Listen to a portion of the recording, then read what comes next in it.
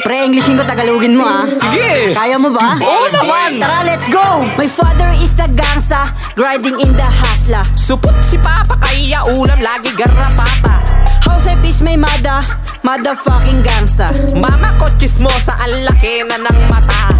I don't have a job, but I have a lot of money. Magnanakaw ang pamilya kaya sobrang daming pera. I'm driving a Ferrari, I'll give you with the free. Sobrang laki ng iyong ilong, kasya 3 gulong.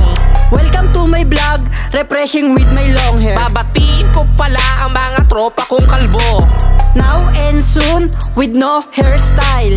na hanggang ngayon walang buhok ang ulo. Important is the PM is the key. Importante ay wala kang kuto.